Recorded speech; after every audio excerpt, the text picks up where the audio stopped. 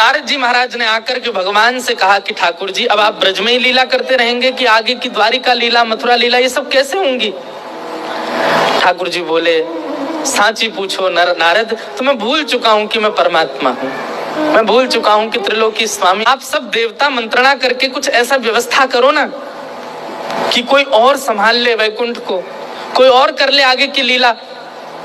मैं इन ब्रजवासियों के बगैर रह नहीं पाऊंगा, और मैं तो फिर भी चला जाऊंगा क्योंकि मैं परमात्मा हूं, मेरे अंदर मोह नहीं है। पर ये ब्रजवासी, इनको तुमने झूठे को जाकर अगर बोल दिया ना कि श्री कृष्ण जा रहे हैं, इनके प्राण निकल जाएंगे, मुझे जाता हुआ देखना तो इनके लिए सबसे बड़ा दुर्भाग्य होगा। नारद जी ने बैठ करके भगवान से बहुत देर चर्चा की और ठाकुर जी से कहा, नाथ आपको आना पड़ेगा और कोई उपचार नहीं। क्रूर जी महाराज वृंदावन आए और वृंदावन आकर के नंद बाबा यशोदा मैया से कही, कंस ने एक धनुर्यज्ञ किया है और उस धनुर्यज्ञ में आपके दोनों पुत्रों को आमंत्रित किया है। यशोदा मैया बोली, इतने राक्षस भेजे माने हमारे लाला मारवे के काजे और अब निमंत्रण भेज रहे हो? बोले नहीं, आपको शायद कोई गलत सूचना मिली, वो राक्षस कंस ने नहीं भेजे हैं। कंस तो इन दोनों को सम्मानित करना चाहते हैं। हमने सुना कुछ दिन पहले बहुत जोर की बारिश हुई तो इन्होंने गिरिराज जी उठा लिए थे, सब आप सबकी रक्षा की। तब से महाराज कंस के नित्य मन में चलता है कि कृष्ण बलराम दोनों आवे और उनको मैं सम्मानित करूं। सम्मान देने वाला कभी राक्षस भेज सकता है? सबके मन में तो विश्वास हो ही नहीं रहा था कंस की बातों पर ठाकुर जी ने मन बनाया कि अगर मैं नहीं बोला तो ये सब तो भेजेंगे ही नहीं। ठाकुर जी अपना रूप बदल के, रंग बदल के और थोड़ा भाव बदल करके सब ब्रजवासियों के बीच में आके बोले, ठीक है भैया, तुम सबरे ब्रजवासी बड़े मतलबी हो। जब राक्षस आ जाए, जब कालिया नाग आ जाए, जब इंद्र वर्षा कर दे तो कन्हैया कन्हैया कहते सबरे डोरेंगे। लेकिन आज एक राजा हमको सम्मान देना चाह रहे हो तो तुम सब चाहो नहीं हो कि हमें सम्मान मिले? इस बात को सुन के सब ब्रजवासी मौन हो गए। ठाकुर जी ने पत्थर रख के ये बात कही। अक्रूर जी महाराज ले जाने के लिए आए हैं श्री ठाकुर जी को।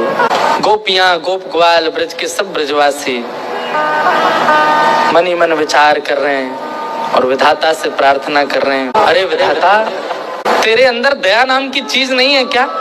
कहाँ श्री कृष्ण को हमारा प्रेमी बना दिया, कहाँ हम सबके चित्त में उनके प्रति इतना प्रगाढ़ प्रेम प्रकट करा दिया, और जब हम सबके चित्त में प्रेम आ गया, आज मिलने का समय आया, अब उनके संग रहने का समय आया, उनके संग अब लीला करने का समय आया, तो तू उनको हमसे दूर कर रहा है। सब ब्रजवासी मौन हो गए, बोल कुछ नहीं रहे, क्योंकि ठाकुर जी ने ऐसी बात कह दी है कि कुछ कहें तो कहीं ठाकुर जी यूं नहीं समझ लें कि ये सब हमारे शुभ चिंतक नहीं है। सब ब्रजवासी आज अपने घर नहीं गए, नंद भवन के द्वार पर बैठे हैं और पूरी रात सब सूर्य नारायण से प्रार्थना कर रहे हैं, हे सूर्य नारायण, आप कल उदित मत होना, क्योंकि आपके उदित होते ही लाला हमें छोड़ के चलो जाएगा। रात में यशोदा मैया श्री ठाकुर जी को अंग से लगा करके सो रही है, लिपट के सोते हैं मैया से। मैया को तो थोड़ी घबराहट हो रही है कि मेरो लाला 2 दिन के काजे मथुरा जा रहा है, पर ठाकुर जी के हृदय में तो इतनी वेदना है, इतनी वेदना है। बार बार मैया के वक्ष में अपना मुख रख देते हैं और बार बार मैया के तन की सुगंधी को ठाकुर जी भीतर लेते हैं, रोने लग जाते हैं, नेत्रों से अत्यंत आंसू गिरते हैं कि अब ये सुगंधी मुझे कभी नहीं आएगी, अब मुझको नींद कैसे आवेगी मैया से लिपटे बगैर।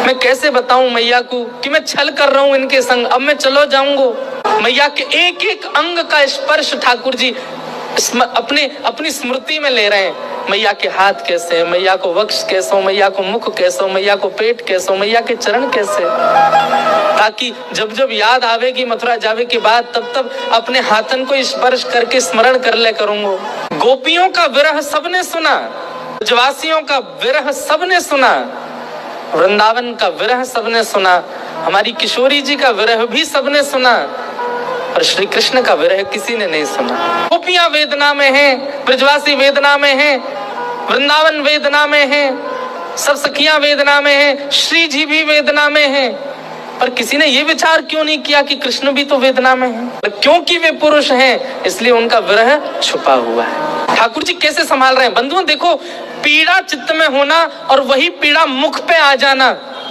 एक सामान्य विरह है, पर पीड़ा चित्त में होना और मुख पे न आने देना ये एक विशेष विरह है जो श्री कृष्ण का है। द्वारिका लीला में श्री ठाकुर जी नित्य एक ही करवट से सोते हैं। एक दिन रुक्मणी जी ने कहा कि नाथ आप करवट क्यों नहीं लेते? मैंने बहुत दिनों से देखा है आप एक ही करवट से सोते हो, आप रात में जिस तरफ मुख करके सोते सुबह भी वहीं पाते हो, कोई पीड़ा है? आप कभी सीधे नहीं होते, कभी उस तरफ मुख नहीं करते, क्यों? ठाकुर जी कहते हैं रुक्मणी उस तरफ वृंदावन है, ठाकुर जी उस दिशा में चलते नहीं है, उस दिशा की ओर खड़े नहीं होते ज्यादा देर तक जिस दिशा में वृंदावन है। कितना विरह। आज सुबह सुबह ठाकुर जी यशोदा मैया से पहले उठ गए और उठ के स्वयं ही स्नान कर लिया। क्यों? क्योंकि अब मैया के ज्यादा स्नेह को मैं आस्वादन करूंगा तो मैं जा नहीं पाऊंगा। मैया उठी, आज आश्चर्यचकित है गई, बोले लाला तू नहा लियो? ठाकुर जी बोले हाँ मैया।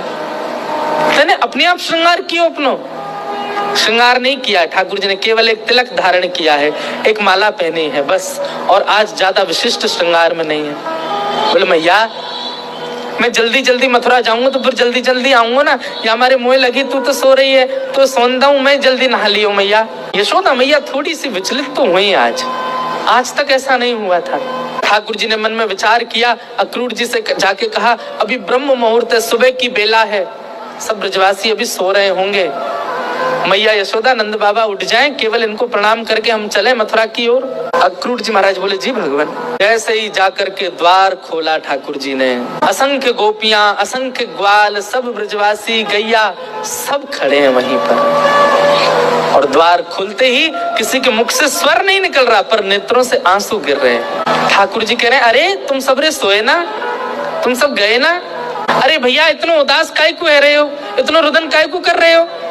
मैं आ जाऊंगा ना, परसों आ जाऊंगा ना, मैं 2 दिना की तो बात है, ऐसे निकल जाएंगे 2 दिना तो।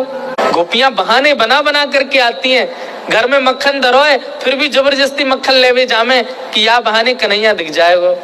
घर में गैया बंधी है, गोबर धरो है, पर गोबर लेवे के काजे जबरदस्ती नंद भवन में भीतर घुसे कि कन्हैया दिख जाएंगे।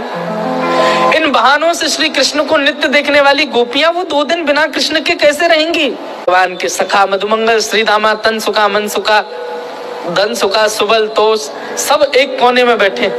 मधुमंगल आके बोले लाला तू जा तो 2 दिना को रहो, लेकिन तने एक बार भी विचार नहीं कियो कि श्रीदामा इस सुबह उठते या को नियम है 11 वर्ष थे, हम रोज सवेरे उठ करके आंख बंद करके पहले नंद भवन आमे, सबसे पहले 13 मुखमंडल देखे, वाके बाद जलपान करें लाला, तो देखे बगैर हमारे जल हलकते नीचे ना उतरे। तू 2 दिना के काजे हमें छोड़ के जा रहा हो, हम कैसे जीवित रहेंगे? ठाकुर जी स्तब्ध हो रहे हैं, मौन हो रहे हैं, कहाँ समझाएं, अब शब्द नहीं है। ठाकुर जी के पास भगवान किशोरी जी के पास गए, चरणों में प्रणाम किया। श्यामा जी आप तो सब जाने, इस विश्व के कल्याण के लिए, उद्धार के लिए मेरो ब्रज से जानो कितना जरूरी है, आप तो सब जाने श्यामा जी, मुँह को आज्ञा दो। श्यामा जी बस आगे की यात्रा में आप मुंह पे दृष्टि रखी हो। ठाकुर जी बिना नेत्र मिलाए चर्चा कर रहे हैं। किशोरी जी कह रही हैं श्याम सुंदर या को उत्तर मुंह कहाँ देना चाहिए, आप ही बता के जाओ। ठाकुर जी बोले क्यों? बोले प्रेमी यदि जा रहे हो है तो दूसरों प्रेमी वाकू रोके नहीं, तो फिर प्रेम काय बात को? प्रेमी जा रहे हो तो प्रेमी तो वाकू रोकेगो, लेकिन आप शुभ कार्य के लिए जा रहे हो, मानव कल्याण के लिए जा रहे हो, और शुभ कार्य में यदि कोई जा रहा हो तो उसको टोकना नहीं चाहिए। आप जा रहे हैं विश्व के कल्याण के लिए, मैं आपको रोकूं कैसे, मैं टोकूं कैसे? और मेरो प्रेमी जा रहा है और मैं रोकूं नहीं तो प्रेम कैसा? मुझे कहा करना चाहिए श्याम सुंदर आप बता के जाओ, मैं टोक दूं, रोक दूं तो शुभ कार्य में टोक लग जाएगी, और मैं कछू ना कहूं तो प्रेमी जा रहा और मैं कछू ना कहूं तो फिर प्रेम कैसा? हाँ कहूं, मुझे कहाँ उत्तर देना चाहिए? हे श्याम सुंदर बता के जाओ। ठाकुर जी कुछ नहीं बोले, बस चरणों की ओर देखते रहे किशोरी जी की, और रथ में विराजमान हो गए। निर्वाक हैं, निरुत्तर हैं, निरशब्द हैं। रथ जैसे ही आगे बढ़न लगो, सब ब्रजवासियों के नेत्र जल हो गए। नेक दूर गयो, यहाँ अक्रूर जी ने इतनी देर में यशोदा मैया को सब सच बता दिया था। मैया ये तुम्हारो लाला ना है, जे देवकी को लाला है। इससे रक्षा के लिए 11 वर्ष पूर्व वसुदेव जी इस बालक को लेकर के आपके पास आ गए थे और आपकी बालिका ले जाकर के कंस को दी थी, जो कि अष्टभुजी देवी बन गई थी। जे लाला अपनी जन्मदात्री मैया के पास जा रहा हूं, मैया है सके कि अब लौट के नहीं आवे, आप कृपा करो। मैया को तो रक्त ठंडो पड़ गयो कि नीचे से जमीन खिसक गई। ठाकुर जी रथ में बैठ करके जैसे ही जाने लगे, थोड़ी देर बाद जब रथ के चाबुक की आवाज आई, रथ के पहियान की आवाज आई, तब मैया को होश आयो और निकल के भागी अपने भवन से। कान्हा रुक जा, अरे लाला रुक जा, कन्हैया नेक डट जा की आवाज सुनकर के श्री ठाकुर जी चलते रथ से कूद पड़े, पड़ करके आए, मैया के अंग से लिपट गए। मैया तू काय को रो रही है? मैं आ रहा हूँ ना, परसों आ जाऊंगा मैया, तू रो में मत, ऐसे करेगी तो मैं किस जाऊंगा? लाला मैया सर्वांगीण अंग का स्पर्श करती जा रही है ठाकुर जी के और कह रही है, लाला पता ही तू गोपीन ते झूठ बोले, तू गालन ते झूठ बोले, सबन ते झूठ बोल रहे, लेकिन आज तू मोते झूठ बोल रहा है। मुझे सब पता चल गई लाला, तू मेरो लाला ना है, तू तो देवकी को लाला है।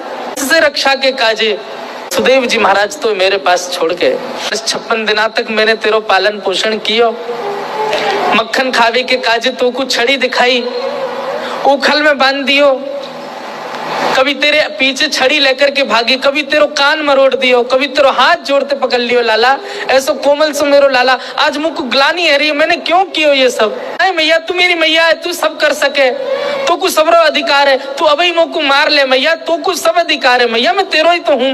मैंने तो फिर भी तेरो संपूर्ण बालपन देखो, पर जाने तो जन्म दियो वा देव की मैया ने तो पूरा जीवन कारागृह में निकाल दियो। वैसे तो में मेरे प्राण बसे, है सके कि तू यहाँ से गए और शायद है सके कि मैं जीवित हूँ नए बच्चों लाला, लेकिन अब समय देवकी को प्रसन्न करवे को है, तू जा, को एक वचन देके जा लाला। कहा तो कुछ जब भी खबर पड़े कि यशोदा मरणासन अवस्था में है, वह समय आ जाइयो मेरे पास, को निहार लूंगी, तो को देख लूंगी लाला, तो चैन से प्राण चले जाएंगे मेरे। ठाकुर जी लिपट गए यशोदा मैया से, अब खड़े रो रहे हैं, अक्रूर जी तक रुदन कर रहे हैं जो ठाकुर जी को लेने आए हैं। ठाकुर जी बोले, मैया तू ब्रजवासी ने मत बताइयो ये बात, ये सब प्राण त्याग देंगे अपने, इन्हें तू यही रहने दियो कि मैं परसों आ जाऊंगा, और मैया तू अपना ध्यान रखियो, मैं आ जाऊंगा जल्दी। चरणों में प्रणाम करके श्री कृष्ण मुड़े हैं रथ की ओर, यशोदा जी मूर्छित हो गए। ठाकुर जी ने गोद में भर लिया, सब ब्रजवासियों से कहा मैया को संभालो, ब्रजवासी संभालने लगे, सब देख रहे रथ की ओर। मधुमंगल श्रीदामा चर्चा कर रहे हैं, बोले सुन देखियो लाला अभी आवेगो वापस, वो हमारे बिना रह ही ना पावेगो, इतनो स्नेह इतनो प्रेम जो वाकु दे दियो जा ही ना पावेगो। मधुमंगल बोलो श्रीदामा पर ये जा रो है, ये आना रो लौट के, आज हमें लाला पे संशय ना है रो, हमें अपने प्रेम पे संशय है रो कि क्यों ना आ रो जी लौट के। रथ दिखता रहा खड़े रहे, ध्वजा दिखती रही खड़े रहे, जैसे ही रथ दिखना बंद हुआ ध्वजा दिखनी बंद हुई, नहीं आए ठाकुर जी लौट के। उनके ब्रजवासी वहीं मूर्छित हो गए ठाकुर जी को बिना देखे। नंद बाबा बोले, अरे मधुमंगल श्रीदामा, ए भैया ये कहा कर रहे हो, देख परसों आ जाएगा लाला, देख सब मूर्छित है गए, जल्दी जा संभालो। सब ब्रजवासी इनको लगायो, कोई जल लेके आ रहा हो, कोई जल पान करा रहा है, गोपीन को ले करके घर की ओर भाग रहे हैं। ऐसी विरह वेदना सबके चित्त में है रही है। केवल मानवों की बात नहीं है, गौशाला में बंदी 9 लाख से अधिक गैया, वो उनके बछड़ा भी दूध नहीं पी रहे हैं आज, उनकी बचिया भी आज दूध नहीं पी रही है, केवल अपने कान उठा के श्री कृष्ण को खोज रहे हैं। Nityananda Official at page.youtube.com